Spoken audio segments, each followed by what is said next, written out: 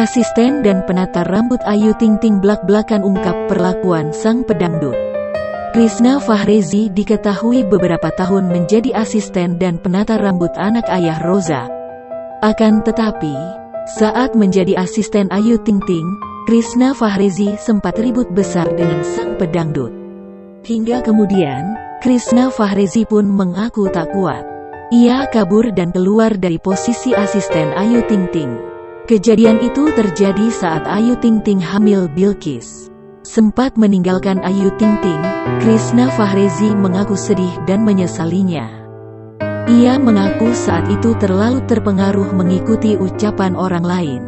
Kemudian, Krishna pun memohon-mohon agar bisa kembali ke Ayu Ting Ting. Kini, Krishna Fahrezi pun selalu setia menjadi penata rambut Ayu Ting Ting.